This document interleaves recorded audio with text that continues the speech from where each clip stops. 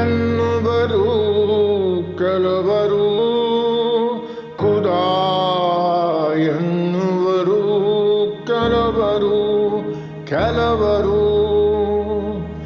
ರಾಮ ರಾಮ ರಾಮ ಎನ್ನುವರು ಕೆಲವರು, ಖುದಾ ಎನ್ನುವರು ಕೆಲವರು, ಕೆಲವರು ಸೇವೆಗೈವರು ಗೋಸಾಯಿಗಳು,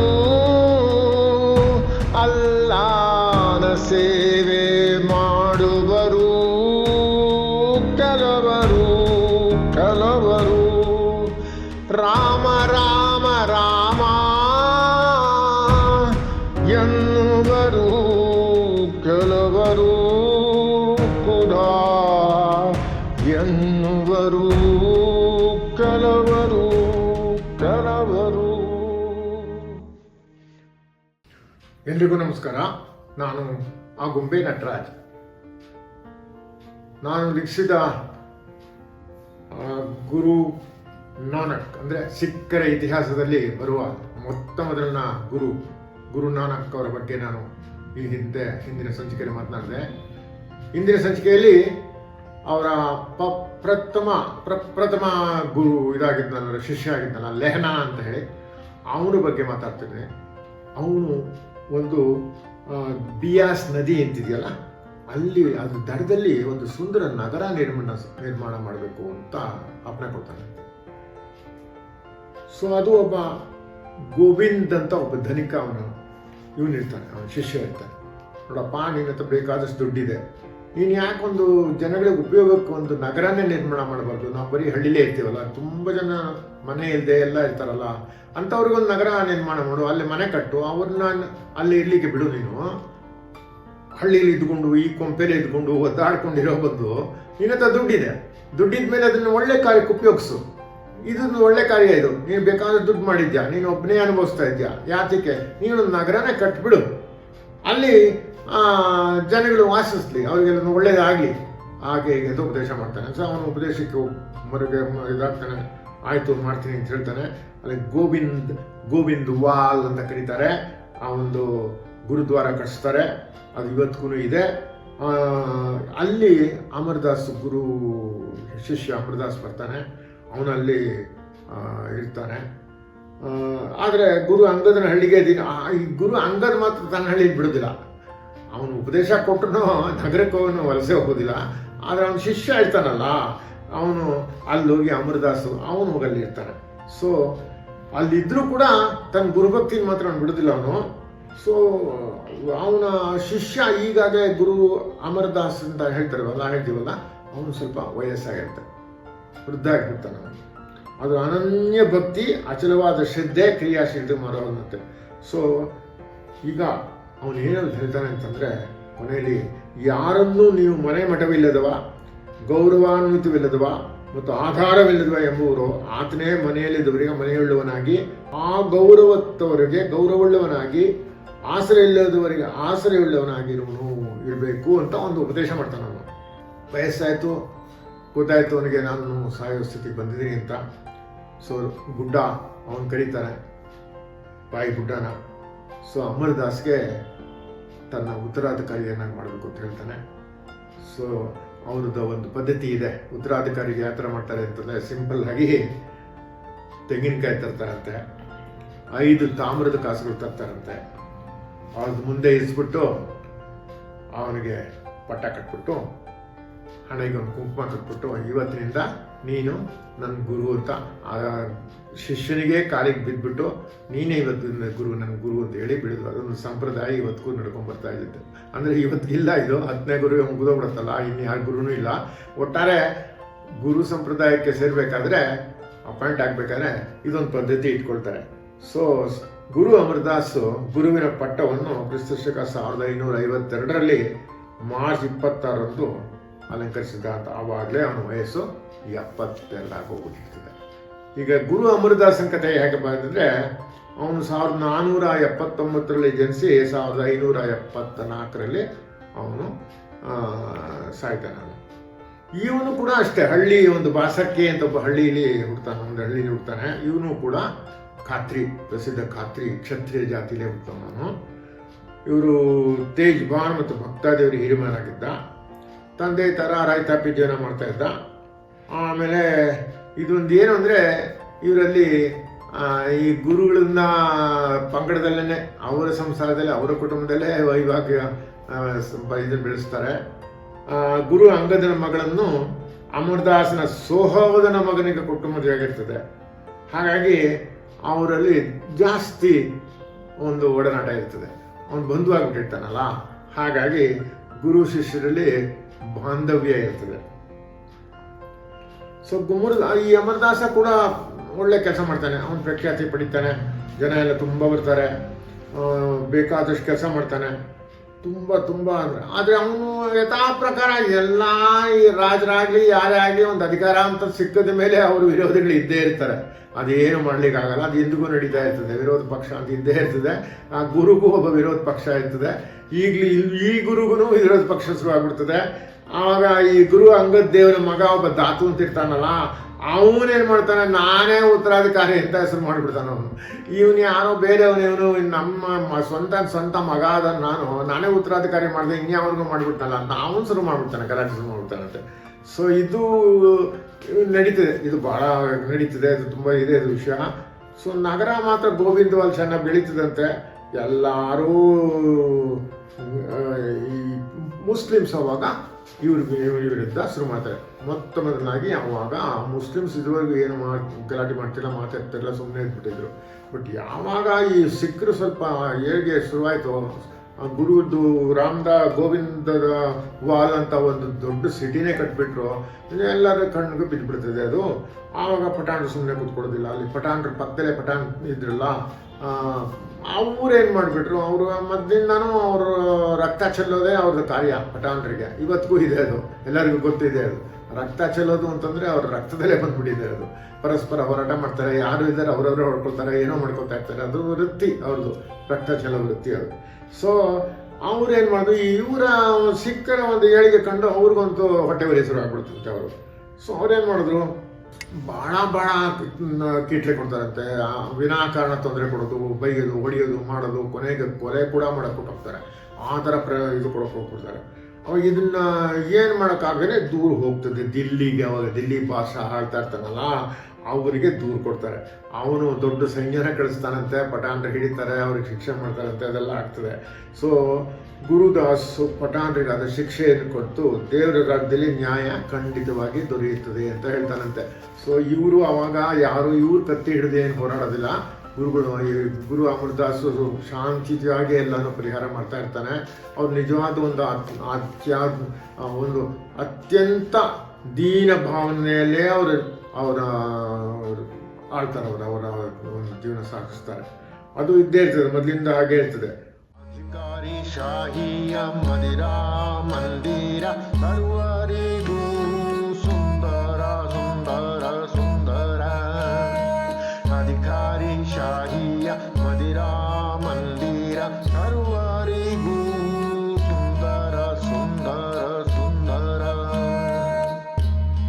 ಕುಡಿದು ಮತ್ತೇರಿ ಎದ್ದು ಹೊತ್ತೇರಿ ಸಹೋದರ ಗೆಳೆಯರೆಂಬ ಭೇದ ಭಾವವಿಲ್ಲದೆ ರುಂಡ ಚಂಡಾಡಿ ನಿಲ್ವನು ಬತ್ತೇರಿ ಬತ್ತೇರಿ ಬತ್ತೇರಿ. ಅಧಿಕಾರಿ ಶಾಹಿಯ ಮದಿರಾ ಮಂದಿರ ಸರ್ವರಿಗೂ ಸುಂದರ ಸುಂದರ ಸುಂದರ. ಅಧಿಕಾರಿ ಶಾಹಿಯ ಮದಿರಾ ಮಂದಿರ ಸರ್ವರಿಗೂ ಸುಂದರ ಸುಂದರ ಸುಂದರ. ಕಾಲಚಕ್ರ ಮುರುಳಿ ಕಾಲಚಕ್ರ ಮುರುಳಿ ಬರುವನು ಮರಳಿ. ಈ ಗುರು ಅಮರದಾಸ್ ಕೈಗೊಂಡ ಒಂದು ಅತ್ಯಂತ ಪ್ರಮುಖವಾದ ಅಂದರೆ ಒಂದು ಅಡ್ಮಿನಿಸ್ಟ್ರೇಷನ್, ಒಂದು ಆಶ್ರಮ ಅಥವಾ ಯಾವುದೇ ಒಂದು ಸಂಘ ಅದನ್ನು ಬಲಪಡಿಸ್ಬೇಕಾದ್ರೆ ಅದನ್ನು ವಿವಿಧ ಶಾಖೆಗಳನ್ನಾಗಿ ಮಾಡಿ ವಿವಿಧ ಕಡೆಗಳಲ್ಲಿ ಅದನ್ನು ಸ್ಥಾಪನೆ ಮಾಡಿ ಪ್ರಚಾರ ಕಾರ್ಯ ಮಾಡುವುದು ಅದು ಇಂದಿಗೂ ನಡೀತಾ ಇದೆ. ಇದು ಆ ಕೆಲಸ ಅವನು ಮಾಡ್ತಾನೆ, ಅಮರದಾಸ್ ಮಾಡ್ತಾನೆ. ಅವನು ಏನು ಮಾಡ್ತಾನೆ ಅಂದರೆ 22 ದೇಶದ 22 ಕಡೆ ಧರ್ಮಾಡಳಿತ ಕೇಂದ್ರವನ್ನು ಸ್ಥಾಪನೆ ಮಾಡ್ತಾನೆ. ಅಂದರೆ ಬ್ರಾಂಚಸ್ ಅಂತ ಹೇಳ್ತೇವಲ್ಲ, ಆ ಬ್ರಾಂಚಸ್ ಎಲ್ಲ ಅವಲೇ ಸ್ಟಾರ್ಟ್ ಮಾಡ್ಬಿಡ್ತಾನೆ ಅವನು. ಮತ್ತು ಒಂದೇ ಕಡೆ ಇರಲಿಲ್ಲ ಅದು, ಆ ಒಂದೇ ಕಡೆ ಇದ್ಬಿಟ್ಟು ಎಲ್ಲ ಕಡೆನೂ ಬ್ರಾಂಚಸ್ ಓಪನ್ ಮಾಡ್ತಾನೆ. ನಾವು ಬ್ಯಾಂಕಲ್ಲಿ ನಾವು ಬ್ರಾಂಚ್ಗಳಲ್ಲಿ ಓಪನ್ ಮಾಡಲು ಅದೇ ರೀತಿಯೇ ಅವನು ಓಪನ್ ಮಾಡಿಸ್ಬಿಡ್ತಾನೆ. ಸೊ ಆ ಕೇಂದ್ರಗಳಲ್ಲಿ 22 ಜನ ಆಡಳಿತಗಾರನ ನೇಮಕ ಮಾಡ್ತಾನೆ. ಸೊ ಅವರೆಲ್ಲರೂ ಜಾಟ್, ಕ್ಷತ್ರಿಯರಾಗಿರಲಿಲ್ಲ, ಅವನ ಜಾತಿಗೆ ಸೇರಿದವರು, ಅವರೆಲ್ಲ ಜಾಟ್ ಅಂದರೆ ರೈತಾಪಿ ಜನಗಳು, ಅವ್ರನ್ನ ಅಪಾಯಿಂಟ್ ಮಾಡ್ತಾನಂತೆ. ಸೊ ಕ್ರಮೇಣ ಅವರಲ್ಲಿ ಒಬ್ಬ ಮುಸ್ಲಿಂ ಭಕ್ತ ಕೂಡ ಇರ್ತಾನೆ ಅಂತಾನೆ, ಅಲಿಯಾರ್ ಅಂತಂದಾನೆ, ಅವನು ಕೂಡ ಅಪಾಯಿಂಟ್ ಮಾಡ್ತಾನೆ.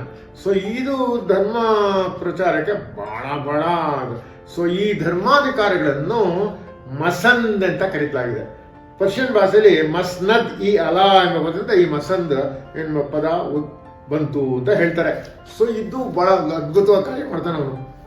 ವೈಶಾಖಿ ಮತ್ತು ದಿವಾಳಿ ಹಬ್ಬ ಎಲ್ಲ ಸ್ಟಾರ್ಟ್ ಮಾಡ್ತಾರಂತವನು. ಹಿಂದೂಗಳದ್ದು ಬೈಶಾಖಿ ಆಗಲಿ ದಿವಾಳಿ ಆಗಲಿ ಅವರು ಮರೀಲಿಲ್ಲ. ಅವರು ನಾವು ಸಪ್ರೇಟ್ ಧರ್ಮನ ಪ್ರತ್ಯೇಕ ನಾವು ಸಿಖ್ ಧರ್ಮ ಅಂತ ಅಂದ್ಕೊಂಡ್ರು ಕೂಡ ಸಂಸ್ಕೃತಿ ಬಿಡಲಿಲ್ಲ, ಅವರು ಭಾಷೆ ಬಿಡಲಿಲ್ಲ, ಅದನ್ನೆಲ್ಲ ಇಟ್ಕೊಂಡ್ರು. ಅವರು ವೇದಾನ ತಿರಸ್ಕಾರ ಮಾಡಿದ್ರು, ಉಪನಿಷತ್ ತಿರಸ್ಕಾರ ಮಾಡಿದ್ರು, ಗೀತೆಯನ್ನು ತಿರಸ್ಕಾರ ಮಾಡಿದ್ರು, ನಮ್ಗೆ ಅದಕ್ಕೂ ಸಂಬಂಧ ಇಲ್ಲ ಅಂದರು, ನಮ್ಮದೇ ಸಪ್ರೇಟ್ ಪಂಥ ಅಂದರು, ಅದೆಲ್ಲ ಸರಿಯೇ. ಅದು ಸಂಸ್ಕೃತಿ ಬಿಡಲಿಲ್ಲ ಅವರು. ಆ ಯಾವುದು ಸಂಸ್ಕೃತಿ ಅಂದರೆ ವೈಶಾಖಿ ಮಾಸದಲ್ಲಿ ವೈಶಾಖಿ, ದಿವಾಳಿ ಟೈಮ್ನಲ್ಲಿ ದಿವಾಳಿ ಹಿಂದೂಗಳು ಮಾಡ್ದಂಗೆ ಮಾಡ್ತಾಯಿದ್ರು. ಸೊ ಇದು ಭಾಳ ಒಳ್ಳೆ ಕೆಲಸ ಶುರು ಮಾಡಿದ್ರು. ಮತ್ತು ಇನ್ನೊಂದು ಗೋವಿಂದ ಲಾಲಲ್ಲಿ ಬಾವಿ, ಅದಕ್ಕೆ ಬಾವಲಿ ಅಂತ ಕರೀತಾರೆ, ನಾವು ಬಾವಿ ಅಂತ ಕರೀಕೆ ಬಾವಲಿ ಅಂತ ಕರೀತಾರೆ. ನಾನು ಮೆಟ್ಲು 84 ಮೆಟ್ಲಿರುವಂಥ ಬಾವಲಿ ಕೂಡ ನಿರ್ಮಾಣ ಮಾಡ್ತಾರೆ. ನಾವು ನಿರ್ಮಾಣ ಮಾಡಿ ಅದನ್ನು ಸಿಕ್ಕರಿಗೆ ಹೇಳ್ತಾರಂತೆ, ನೀವು ಇಲ್ಲಿ ನೀರಿನಲ್ಲಿ ನೀವೇನಾದರೂ ಸ್ನಾನ ಮಾಡಿದ್ರೆ ನಿಮಗೆ ಖಂಡಿತ ನಿಮಗೆ ಒಳ್ಳೆಯ ಜನನ ಮರಣದಿಂದ ನಿಮಗೆ ಮುಕ್ತಿ ದೊರಕ್ತದೆ ಅಂತ ಹೇಳ್ತಾರಂತೆ. ಸೊ ಇದು ಪ್ರಖ್ಯಾತಿ ಏನಾಗುತ್ತೆ, ತುಂಬ ಕಡೆ ಹರಡುತ್ತೆ. ಅವಾಗ ಅಲ್ಲಿ ಬಾದಶಾ ಅಕ್ಬರ್ ಆಳ್ತಾ ಇರ್ತಾನೆ ಡೆಲ್ಲಿನಲ್ಲಿ, ಅವನ ಕಿವಿಗೆ ತಲುಪುತ್ತೆ. ಅವನು ಕರೆಸ್ತಾನೆ ಅವನ್ನ, ಇದು ಏನಿದಪ್ಪ, ಇದು ಯಾಕೆ ನೀನು ಇದೆಲ್ಲ ಮಾಡ್ತಿದ್ಯಾ, ನಿಮ್ಗೆ ನಿನ್ನ ಎಗ್ನೆಸ್ಟ್ ನಿಮ್ಗೆ ಭಾಳ ವಿರೋಧಿಗಳು ತುಂಬ ಹುಡ್ಕೊಂಡಿದ್ದಾರೆ, ಇದೆಲ್ಲ ಯಾಕೆ ಹಾಗೆ ಹೇಗೆ ಅಂತ. ಅವಾಗ ಅವನು ಬಾ ನೀನು ವಿಚಾರಣೆ ನಡೆಸಬೇಕು ಅಂತ ಹೇಳ್ತಾನಂತೆ, ಕರೆಸ್ತಾನಂತೆ. ಆವಾಗ ಗುರುವಿನ ಶಿಷ್ಯ ಒಬ್ಬ ಇರ್ತಾನಂತೆ, ಅವನ ಹೆಸರು ಜೇತ ಅಂತ, ಅವನು ಕಳಿಸ್ತಾನಂತೆ. ನನಗೆ ವೃದ್ಧಾಪ್ಯ ನನಗೆ ಆಗೋಲ್ಲ, ನನ್ನ ಶಿಷ್ಯ ಒಬ್ಬ ಇದ್ದಾನೆ, ಅವನಿಗೆ ಕಳಿಸ್ತಾನಂತೆ. ಸೊ ದಿಲ್ಲಿ ಭಾಷೆನ ದರ್ಬಾರ್ನಲ್ಲಿ ಜೇತ ಫಸ್ಟ್ ಕ್ಲಾಸ್ ಭಾಷಣ ಮಾಡಾಕ್ಬಿಡ್ತಾನೆ. ಈ ಸಿಖ್ ಬರ್ತದೆ ಎಲ್ಲ ಕಂಪ್ಲೀಟ್ ಚೆನ್ನಾಗಿ ಹೇಳಿಕೊಡ್ತಾನೆ ಅವನು. ಅದು ತುಂಬ ಒಂದು ದೊಡ್ಡ ಪ್ಯಾರನೇ ಇದೆ, ಅದನ್ನು ಓದೋಕ್ಕೆ ಇಷ್ಟಪಡಲ್ಲ. ಅವನು ಹೇಳೋದಿಷ್ಟೇ, ನಾವು ಯಾರಿಗೂ ತೊಂದರೆ ಕೊಡೋದಿಲ್ಲ, ನಮ್ಮದು ಒಂದು ಪಂಥ ಅಂದರೆ ಏನು ಅಂದರೆ ಹಿಂದೂ ಮತ್ತು ಮುಸ್ಲಿಮರು ಆಚರಿಸಲಾದ ಒಂದು ಪಂಥ ಅಷ್ಟೇ, ಇನ್ನೇನು ಇಲ್ಲ, ಇದರೊಳಗೆ ಯಾರಿಗೂ ತಾರತಮ್ಯ ಇಲ್ಲ, ಎಲ್ಲರೂ ಒಂದೇ ದೇವರನ್ನು ಇದರಲ್ಲಿ ಅಂತ ಅವನು ಭಾಳ ಚೆನ್ನಾಗಿರ್ತಾನೆ. ನಾವು ಕರುಣೆ ಗಿರಣೆ ಎಲ್ಲ ಇಟ್ಕೊಂಡು ನಾವು ಮಾಡ್ತೀವಿ, ನಾವು ಯಾರಿಗೂ ತೊಂದರೆ ಕೊಡೋರಲ್ಲ, ನಾವು ಒಬ್ರಿಗೂ ತೊಂದರೆ ಕೊಡೋದಿಲ್ಲ, ಹಾಗೆ ಹೀಗೆ. ಅದು ನಮ್ಮ ಮಾನವರಿಗೆ ಒಂದೇ ಒಂದು ಧರ್ಮ ಇರಬೇಕು ಅಂತ ನಮ್ಗೆ ಆಸೆ, ಆ ದೃಷ್ಟಿಲಿ ನಾವು ಮಾಡ್ತೀವಿ ಅಂದರೆ ನನ್ನ ಹೇಳ್ಕೊತಾನೆ. ಅದು ಅಕ್ಬರ್ಗೆ ಅವಜ್ಞಾನ ದೀನ ಇಲಾಹಿ ಅನ್ನೋದು ಒಂದು, ಅವನು ಕೂಡ ಅದೇ ಭಾವನೆ ಇರ್ತಾನಲ್ಲ, ನಮ್ಗೆ ಅವನು ಕೂಡ ಒಂದು ದೀನ ಇಲಾಹಿ ಅಂತ ಒಂದು ಮನುಕುಲಕ್ಕೆ ಒಂದೇ ಒಂದು ಧರ್ಮ ಇರಬೇಕು ಅಂತ, ಹಿಂದೂ ಬೇಡ ಮುಸ್ಲಿಂ ಬೇಡ ಏನೂ ಬೇಡ, ಒಂದು ಪ್ರತ್ಯೇಕ ಧರ್ಮ ಅವನು ಸ್ಥಾಪಿಸ್ತಾ ಇರ್ತಾನಲ್ಲ. ಸೊ ಆ ಧರ್ಮಕ್ಕೆ ಅನುಗುಣವಾಗಿರ್ತದೆ ಇದು. ಸೊ ಹಾಗಾಗಿ ಇದು ಅವನಿಗೇನು ಶಿಕ್ಷೆ ಕೊಡೋಲ್ಲ, ಅವನಿಗೇನು ಹಿಂಸೆ ಮಾಡೋದಿಲ್ಲ, ಅವನು ಆಯ್ತಪ್ಪ ನೀನು ಹೋಗುವಂತ ಬಿಟ್ಬಿಡ್ತಾರೆ, ಪಾಪ ಅವ್ನು ಬಂದ್ಬಿಡ್ತಾರೆ. ಸೊ ಅಲ್ಲಿಗೆ ಇವನು ಏನು ತೊಂದರೆ ಆಗದೆ ಆರಾಮಾಗಿ ಇದ್ಬಿಡ್ತಾರೆ. ಆದರೂ ಕೂಡ ಕೆಲವರೆಲ್ಲ ಅಲ್ಲಿ ಈಗ ಸಂಸ್ಕೃತ ಅಂತಲೇ ದೇವ ಭಾಷೆ, ಏನು ಪಂಜಾಬಿ ಲೋಕಲ್ ಪಂಜಾಬಿ ಭಾಷೆನಲ್ಲಿ ಪ್ರವಚನ ಎಲ್ಲ ಮಾಡ್ತಾ ಇರ್ತಾನೆ. ಅದೂ ಕೆಲವರಿಗೆಲ್ಲ ಸಂಪ್ರದಾಯಸ್ಥರಿಗೆ ಅವ್ರಿಗೆ ಹಿಡಿಸೋದಿಲ್ಲ. ಅದು ಈಗ ದೇವ ಭಾಷೆ ಇದು, ನೀವು ಸಂಸ್ಕೃತದಲ್ಲಿ ಮಾತಾಡಬೇಕು, ಸಂಸ್ಕೃತದಲ್ಲಿ ಹೇಳ್ಕೊಡ್ಬೇಕು, ಸಂಸ್ಕೃತ ಪಾಠ ಮಾಡ್ಬೇಕು, ಈಗ ಶುರುವಾಗ್ತದೆ ಅಂತ. ಅವಾಗ ಅವನು ಹೇಳ್ತಾನೆ, ಜನಗಳನ್ನ ಮುಟ್ಟಬೇಕಾದ್ರೆ ಜನರ ಭಾಷೆ ಇದು ಮಾಡಬೇಕು, ನೀವು ಪಂಡಿತರಾದರೆ ನೀವು ಪಂಡಿತರಿಗೆ ಹೇಳ್ಕೊಳ್ಳಿ ನಿಮ್ಮ ಭಾಷೆಯಲ್ಲಿ, ನಮ್ಮ ಭಾಷೆಯಲ್ಲಿ ನಾವು ಸಾಮಾನ್ಯ ಜನರಿಗೆ ಅರ್ಥವಾಗೋದೊಂದು ಭಾಷೆ ನಾನು ಇದು ಮಾಡ್ತೀನಿ, ಹಾಗೆ ಹೇಗೆ ಅಂತ ಹೇಳ್ತಾನೆ. ಸೊ ಅದು ಒಂದು ಚೆನ್ನಾಗಿದೆ ಇದು. ಅವನು ಭಾಳ ಚೆನ್ನಾಗಿ ಹೇಳ್ತಾನೆ. ಸಂಸ್ಕೃತ ಗಣ್ಯರಿಗೆ ಸೀಮಿತವಾಗಿದ್ದು, ಅದು ಒಂದು ಆಳವಾದ ಸರ್ವರಿಗೂ ದೊರಕದಂತಹ ಬಾವಿಯ ನೀರಿನಂತಿದೆ. ಆದರೆ ಜನಸಾಮಾನ್ಯ ಭಾಷೆಯಾದರೂ ಅದು ಮಳೆ ನೀರಿನಂತೆ ಸ್ವಚ್ಛ, ಯಥೇಚ್ಛ, ಸರ್ವರಿಗೂ ದೊರಕುವ ಭಾಷೆಯಾಗಿದೆ. ನನ್ನ ತತ್ವ ವಿಚಾರವನ್ನು ಜನಸಾಮಾನ್ಯರು ಮಾತಾಡುವ ಭಾಷೆ ಮುಖಾಂತರ ಪ್ರಚಾರ ಮಾಡಲು ಇಚ್ಛಿಸುವನು. ಯಾಕೆಂದರೆ ಭಾಷೆ ಮುಖ್ಯವಲ್ಲ, ಅದರಲ್ಲಿ ಅಡಗಿರುವ ತಾತ್ಪರ್ಯವೇ ಮುಖ್ಯ, ಪವಿತ್ರ ಹಾಗೂ ಯೋಗ್ಯವಾದದ್ದು ಅಂತ ಅದ್ಭುತವಾಗಿ ಹೇಳ್ತಾನೆ ಅವನು. ಅದು ನಮ್ಮ ಎಲ್ಲ ಭಾಷೆನೂ ಅದೊಂದು ಇದೆಯಲ್ಲ. ನಾವು ಸಂಸ್ಕೃತ ಅಂತಂದರೆ ಅದು ದೇವ ಭಾಷೆ ಅಂದ್ಕೊಂಡು ಅದನ್ನು ನಾವು ಅದನ್ನು ಕಲ್ತ್ಕೊಂಡು ಅದರಲ್ಲೇ ಮಾತಾಡೋದಾಗಲಿ ಅಥವಾ ಅದರಲ್ಲೇ ಪ್ರವಚನ ಮಾಡಲಿ ಅದರ ಬಟ್ ಅದರ ಅರ್ಥನೇ ತಿಳ್ಕೊಳ್ದೆ ನಾವು ಬರೀ ಸಂಸ್ಕೃತದಲ್ಲೇ ನಾವು ಇವತ್ತಿಗೂ ಎಲ್ಲಿ ನೋಡಿದ್ರು ಅದೇ ಇದೆ. ಯಾರೇ ಸಂಸ್ಕೃತದಲ್ಲಿ ಪಂಡಿತರಾಗಲಿ, ಪೂಜಾರಿಗಳಾಗಲಿ, ಪುರೋಹಿತರಾಗಲಿ ಉಚ್ಚಾರಣೆ ಮಾಡ್ತಾರೆ, ಎಲ್ಲ ಸರಿನೇ. ಅದರ ಅರ್ಥ ಏನಂತ ಒಬ್ರಿಗೂ ಗೊತ್ತಿಲ್ಲ. ಅದು ಇವತ್ತಿಗೂ ನಡ್ಕೊಂಡು ಬರ್ತಾ ಇದೆ ಅದು. ಸೊ ಇದು ಚೆನ್ನಾಗಿದೆ, ಇದು ಒಂದು ರೀತಿಯಲ್ಲಿ ಒಳ್ಳೆ ಕಾರ್ಯ ಮಾಡಿದ ಅದು. ಸೊ ವಯಸ್ಸಾಯಿತು ಅವನಿಗೂ ಉತ್ತರಾಧಿಕಾರಿಗೆ ಅವನ ಅಳಿಯ ಒಬ್ಬ ಜೇತ ಅಂತಿದ್ನಲ್ಲ, ಅವನ ಅಳಿಯನೇ ಅವನ್ನ ಕ್ರಿಸ್ತಶಕ 1574 ಸೆಪ್ಟೆಂಬರ್ 1 ಗದ್ದುಗೆಗೆ ಏರಿಸ್ತಾರೆ. ಅದೇ ಥರನೇ ಅವನಿಗೆ ಹಣೆ ಇಟ್ಬಿಟ್ಟು, ತೆಂಗಿನಕಾಯಿ ಇಟ್ಬಿಟ್ಟು, ಅವನಿಗೆ ಹಣೆಗೆ ಕುಂಕುಮ ಇಟ್ಬಿಟ್ಟು, ಅವನ ಕಾಲಿಗೆ ಬಿದ್ದು ನೀನೇ ಇವತ್ತಿಂದ ಗುರು ಅಂತೇಳಿ ಯಥಾ ಪ್ರಕಾರ ಅವನಿಗೆ ಗುರು ರಾಮದಾಸ್ ಅಂತ ಕರೀತಾರೆ. ಆ ರಾಮದಾಸು 1534 1581 ಹೇಳ್ತಾನೆ. ಗುರು ಅಮರದಾಸ್ 1574 ಮರಣ ಹೊಂದ್ತಾನೆ. ಅವನ ವಯಸ್ಸು ಅವಾಗ 95 ವಯಸ್ಸಾಗಿತ್ತಂತೆ. ತುಂಬ ವೃದ್ಧನಾಗಿದ್ದನು, ತುಂಬ ಒಳ್ಳೆ ಕೆಲಸ ಮಾಡ್ತಾನೆ. ಅವನಿಂದನೇ ಸಿಖ್ ಮತ ಬೆಳವಣಿಗೆ ಆಗಿದ್ದ ಅವನಿಂದ ಅಂತ ಹೇಳಲಾಗಿದೆ. ಇಲ್ಲಿವರೆಗೂ ಗುರು ಅಮರದಾಸನ ಜೀವನ ಚರಿತ್ರೆ ಬಗ್ಗೆ ನಾನು ಮಾತಾಡಿದೆ. ಮುಂದೆ ಅವನ ಶಿಷ್ಯ ಜೇತ ಅಂತಿರ್ತಾನಲ್ಲ, ಆ ಜೇತನ ಬಗ್ಗೆ ಮಾತಾಡೋಣ. ಜೇತನು ಕೂಡ ಒಂದು ಒಳ್ಳೆ ಕೆಲಸ ಮಾಡ್ತಾನೆ. ಅವನ ಹೆಸರು ಗುರು ರಾಮದಾಸ್ ಅಂತ ಆಗ್ತದೆ. ಅವನ ವಿಷಯ ಮುಂದಿನ ಸಂಚಿಕೆಯಲ್ಲಿ ಮಾತಾಡೋಣ. ಇಲ್ಲಿವರೆಗೆ ಕೇಳಿದ್ದಕ್ಕೆ ನಿಮಗೆಲ್ಲರಿಗೂ ಧನ್ಯವಾದಗಳು. ನಮಸ್ಕಾರ. ರಾಮ ರಾಮ ರಾಮ ಎನ್ನುವರು ಕೆಲವರು, ಖುದಾ ಎನ್ನುವರು ಕೆಲವರು.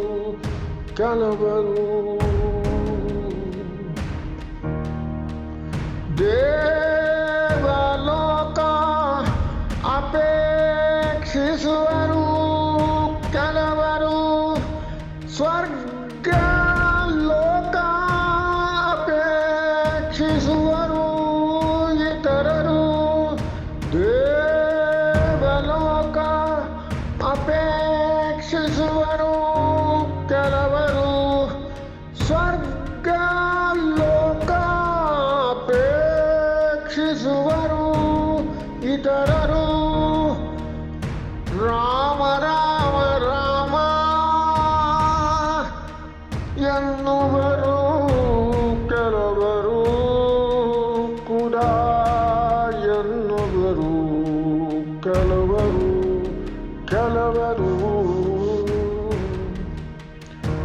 ನಾನಕ ಹೇಳ್ತಾರೆ, ನಾನಕ ಹೇಳ್ತಾರೆ, ದೇವರ ಇಚ್ಛೆ ಪಡೆದಾತ ಅರಿಯುವನು ದೇವರ ರಹಸ್ಯವನು. ರಾಮ ರಾಮ ರಾಮ ಎನ್ನುವರು ಕೆಲವರು, ಖುದಾ ಎನ್ನುವರು ಕೆಲವರು.